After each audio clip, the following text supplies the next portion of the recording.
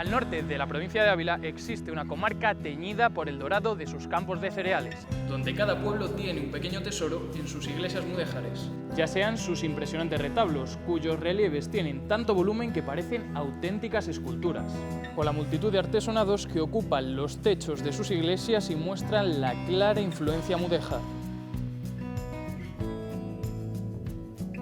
Comenzamos nuestro paseo por los retablos y artesonados de las iglesias mudéjares de La Moraña. ¿Nos acompañan?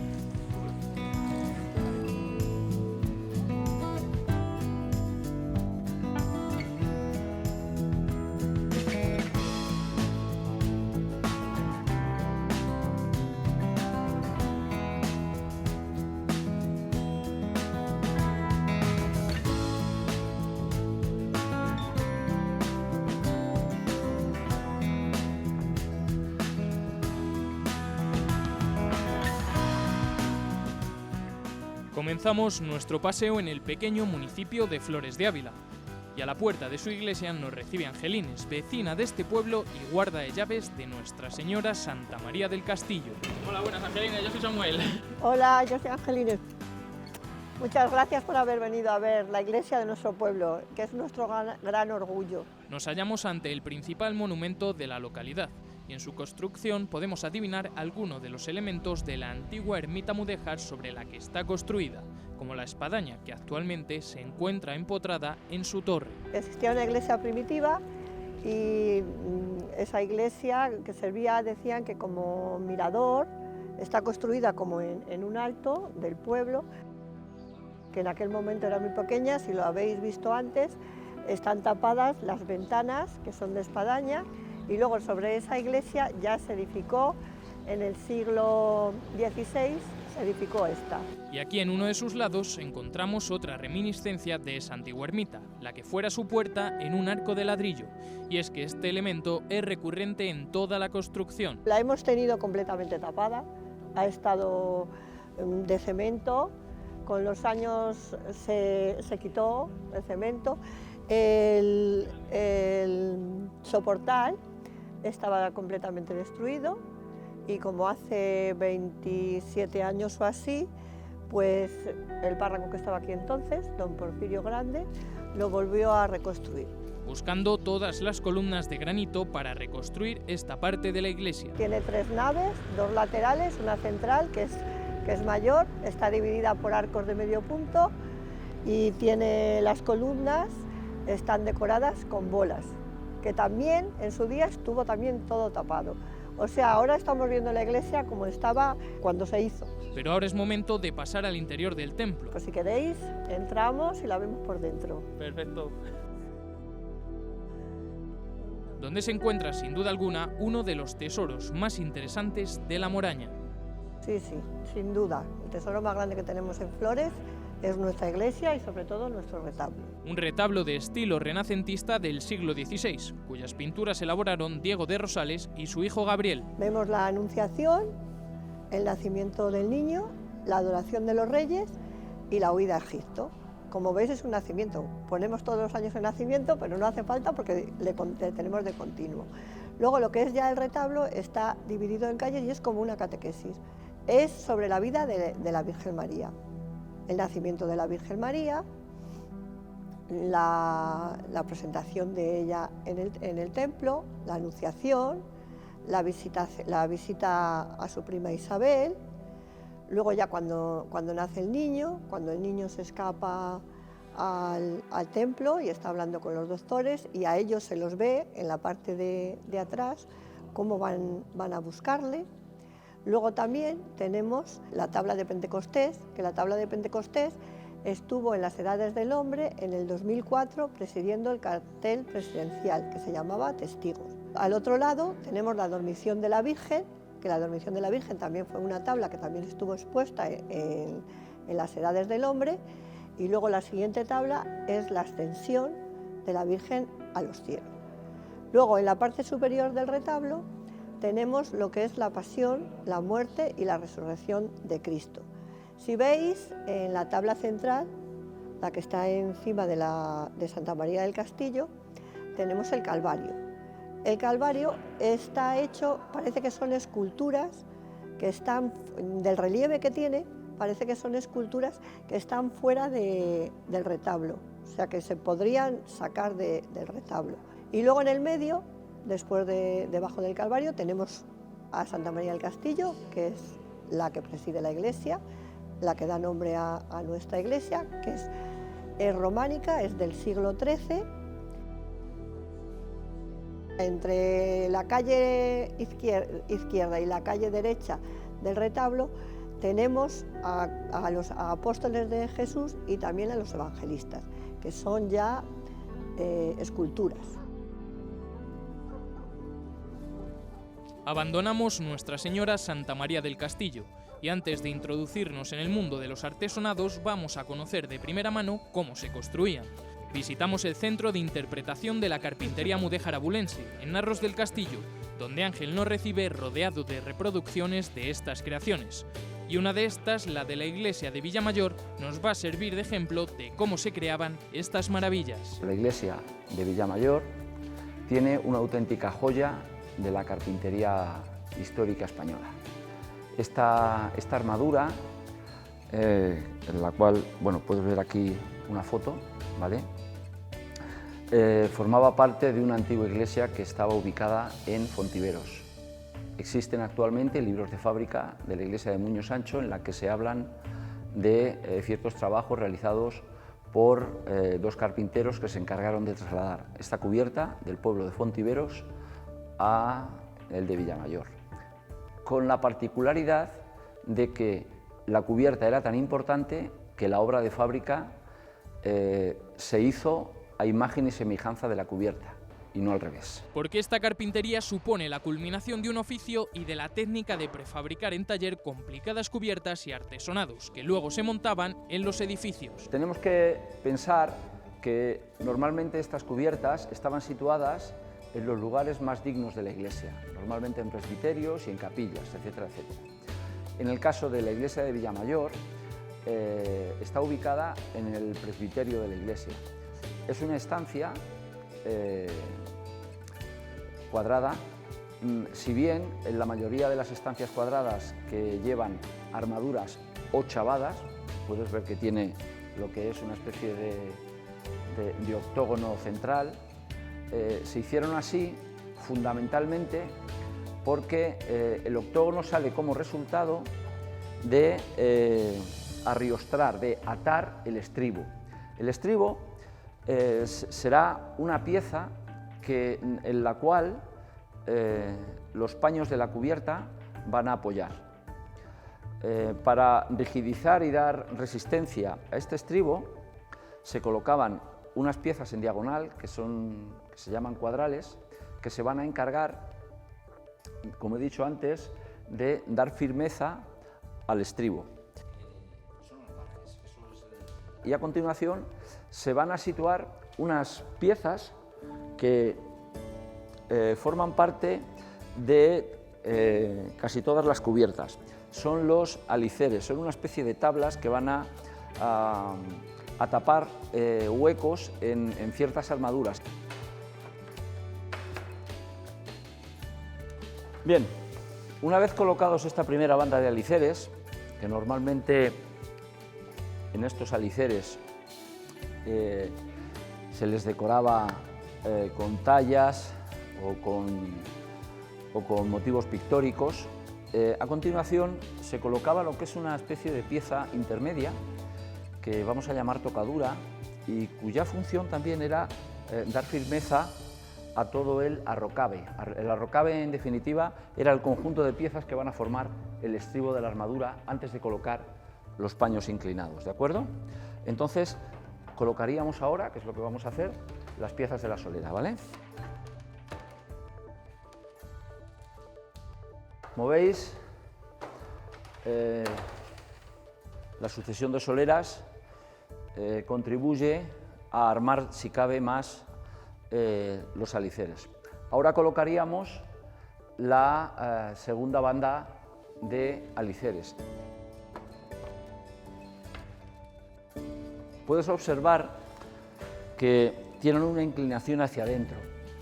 Bien, esta inclinación hacia adentro se llama acuesto y todas las armaduras, todas tenían un ángulo de acuesto.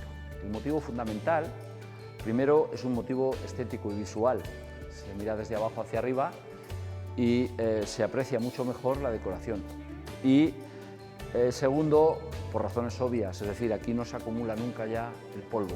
Pues una vez que tenemos colocado ya la segunda banda de aliceres, llega el momento de colocar el estribo. El estribo es la pieza más generosa de cuantos elementos componen la rocave de la cubierta y va a ser la pieza destinada a recibir los esfuerzos de los pares. ¿Qué son los pares? Pues mirad, los pares simplemente son las piezas inclinadas que forman la cubierta. Bien, bueno, tenemos que pensar que obviamente el estribo se colocaría sobre obra de fábrica. Esto al fin y al cabo es una reproducción destinada a montarse y desmontarse, pero tenemos que imaginarnos que todo esto está perfectamente apoyado en obra de fábrica, ¿de acuerdo? El carpintero va a unir varios pares con el propósito de colocar sobre estos pares, en el caso de Villamayor, la tablazón, la pieza de madera donde va a ir situada la lacería. Esta cubierta, como se realizó en el curso anterior,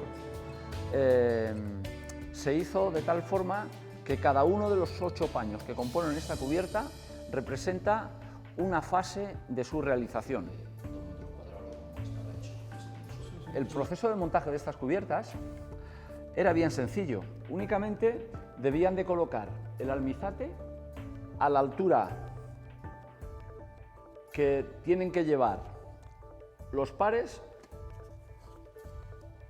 y una vez colocado el almizate se colocarían los paños sobre el estribo y lo único que tendrían que hacer los paños sería bascular sobre el estribo y ensamblar sobre los nudillos. Vamos a situar el almizate a la altura que ha de ir y nosotros lo único que vamos a tener que hacer ya es colocar los paños en el estribo y van a ir ensamblados. El paño, una vez montado y unido, se izaba y se apoyaba en el estribo.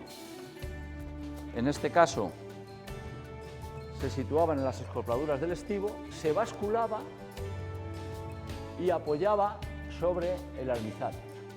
Si nos fijamos en este segundo paño, hay unas piezas, que luego hablaremos de ellas, que se llaman limas, que tienen una serie de rebajes en el perfil de la madera. Simplemente estos rebajes forman parte del diseño de la acería. Esto es muy importante porque cuando la cubierta esté terminada y miremos al diseño de la acería de la cubierta, no vamos a poder distinguir entre aquellas piezas que forman parte de la estructura, como es el caso de esta lima, y aquellas otras piezas que simplemente son decoración. Sobre esta tablazón será donde empecemos a situar la lacería. La lacería comienza con un proceso de replanteo. El replanteo es un poco donde debemos ubicar las ruedas de lazo. La rueda de lazo es el motivo de lacería fundamental. Como veis, hacemos un replanteo previo a las ruedas de lazo y la ubicación donde debemos situarlas, ¿de acuerdo? Una vez realizado el replanteo, es el proceso de trazado y de dibujo de la lacería. Pues una vez realizado el replanteo, que tenemos aquí a nuestra izquierda, a continuación el tracista debía de situar las piezas sobre el replanteo que había realizado anteriormente. Había calculado el grosor de la cinta previamente y sobre esa cinta, aplicando unos cartabones, iba a realizar una serie de trazos que le iban a dar la pauta para dibujar las piezas que componían el trazado de la acería. Los carpinteros de Lo Blanco consiguieron estandarizar de una forma muy eficiente el tema del trazado de la acería, y lo consiguieron a partir de unos cartabones que eran los que iban a proporcionar los ángulos de encuentro de las piezas que formaban parte del diseño de la acería. Una vez realizado las escopladuras en las limas y clavada las piezas que vamos a llamar taugeles. Por eso esta carpintería, cuando las piezas de decoración no forman parte de la estructura, hablamos de una lacería ataujerada, porque viene de clavar taugeles sobre una tablazón. Y cuando la lacería forma parte de la estructura y va ensamblada de forma lateral, se llama carpintería de lazo apeinazado. Bien, bueno, pues una vez que tenemos los taugeles ya clavados sobre la tablazón, simplemente les situamos en el estribo.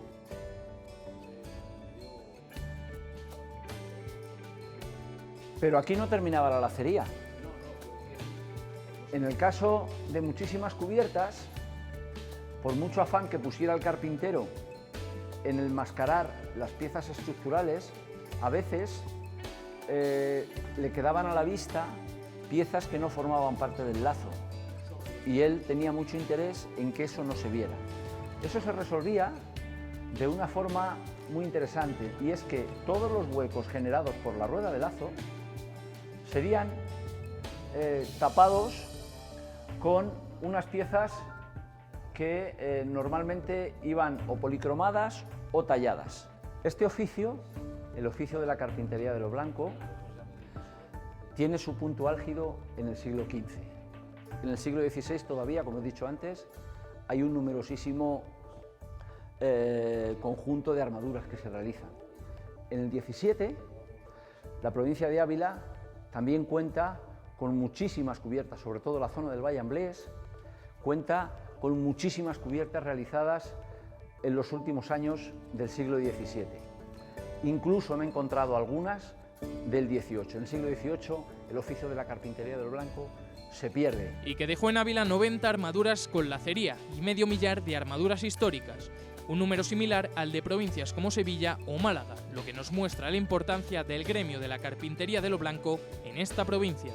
Y para ver in situ uno de estos magníficos artesonados, nos despedimos de Ángel y viajamos al cercano municipio de Fontiveros, donde se encuentra San Cipriano, la iglesia mudéjar más grande de toda la Moraña. Ya saben que el nombre de Moraña viene de moros, y la anécdota de Santa Teresa es que cuando Santa Teresa huye y le recoge su tío en los Cuatro Postes, decía que venía con su hermano Rodrigo a tierra de moros. Y claro, el camino que emprendía era el camino de la Moraña. Y por esa razón, como nos señala Porfirio, párroco de la iglesia de San Cipriano, el estilo mudéjar fue predominante en toda la comarca. Por la construcción de ladrillo y también porque había quedado población residual de árabes, y entonces el estilo mudéjar se continuará trabajando durante siglos, sobre todo en los artesonados. Tenemos una iglesia gótico mudéjar de 3 naves, con la cabecera que fue destruida, que fue eliminada para sustituirle por este crucero.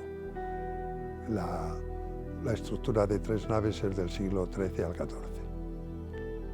Y el crucero es obra de Lucas Giraldo y de Rodrigo Gil de Ontañón. Se hace el crucero entre 1564 y 1546 y 1564.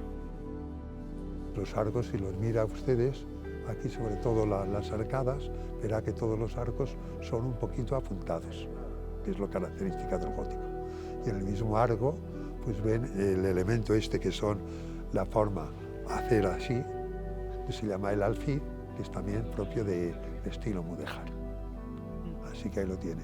Luego la construcción también se lo llama mudéjar, la construcción en cal y ladrillo y canto. Toda la construcción es aquí de las naves, es de cal y canto y de ladrillo. Y luego el artesonado pues también pues, es mudéjar por el estilo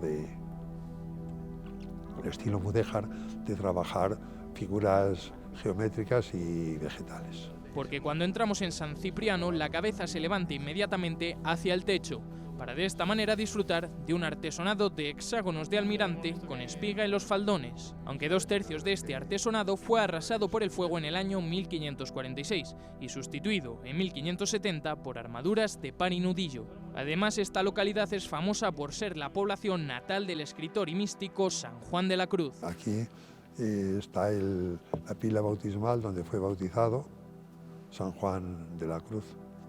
No sabemos la fecha exacta del bautismo porque no había actas de bautismo en ese momento, pero ahí tenemos puesta un letrero de que en esta pila se bautizó San Juan de la Cruz, como era costumbre de bautizarse en el sitio donde se nacía en el periodo de 8 días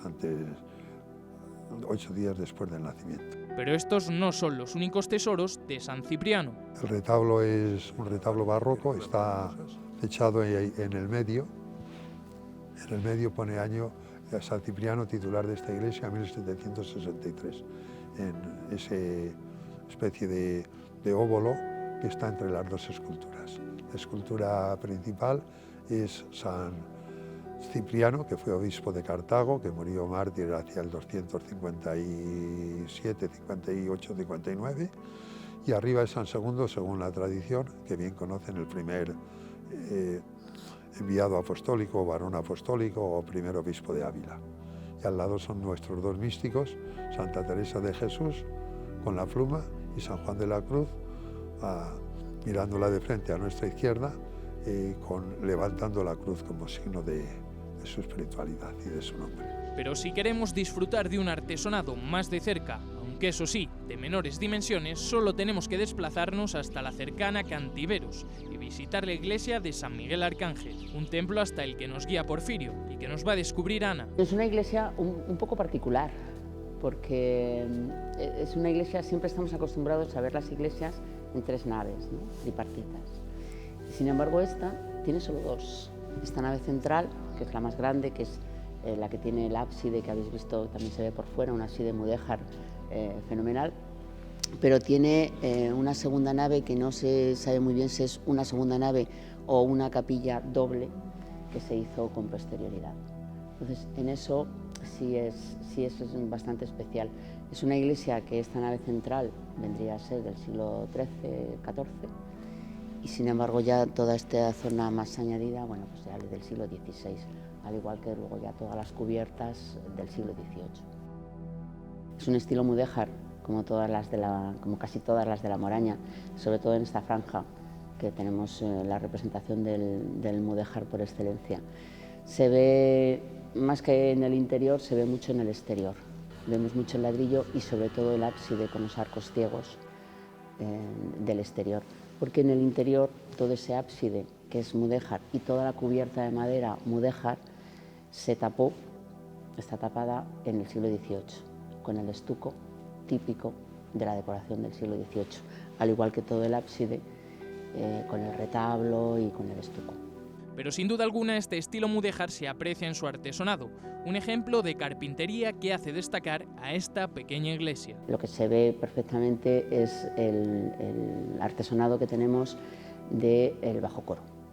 Es un artesonado plano, un artesonado que servía, porque no pesaba tanto como los artesonados de cubierta, servía para decorar toda la tribuna del coro. Entonces, justo debajo del coro, un artesonado plano con estrellas de 10 puntas, de los cuales cuelgan piñas para decorar algo más. Y en el frontal tenemos ya el artesonado con un poquito de reminiscencias mudéjares, con las hojas de acanto, pero sobre todo con reminiscencias renacentistas. Pero la parroquia de San Miguel Arcángel sigue guardando sorpresas y curiosidades. Es muy particular que vemos los retablos, que son todos del 18, pero los vemos sin policromar. Que es muy curioso porque podemos ver cómo los retablos son de madera. Hay mucha gente que piensa que los retablos son de oro o que los retablos son, como en este caso el retablo mayor, que tiene una decoración que parece mármol, los traspantojos, ¿no? Y sin embargo podemos ver cómo realmente hacían un retablo. Le hacían todo de madera y después le policromaban con el pan de oro o con pintura, con ese engaño al ojo que parece mármol. Pero eso es muy curioso. Por supuesto, el tesoro fundamental para Cantiveros es su Virgen, la Virgen de la Vega, que la tenemos en aquel retablo, que es un retablo distinto a los que tiene la iglesia porque viene de una ermita, de una antigua ermita. Y en ella colocaron después la Virgen de la Vega, una imagen muy venerada en Cantiveros y con unas pinturas referentes a parte de la vida de la Virgen. Y luego, bueno, tiene el retablo mayor con un San Miguel, que es el titular de la parroquia, del siglo XVI. Tenemos varias tallas del siglo XVI y muchas del siglo XVIII. También un gran tesoro que además ha estado en las Edades del Hombre son dos pulseras de retablo que no sabemos muy bien de dónde han venido, si de Valladolid o de dónde. En un primer momento estaban situados en la capilla del Baptisterio, fuera. Representan San Benito y San Jerónimo. Son del siglo XVI y son una verdadera hermosura. Ahora están decorando lo que es toda la entrada, digamos, hacia el retablo mayor. Desde Cantiveros nos despedimos. Esperamos que hayan disfrutado de los retablos y artesonados de las iglesias mudéjares de La Moraña.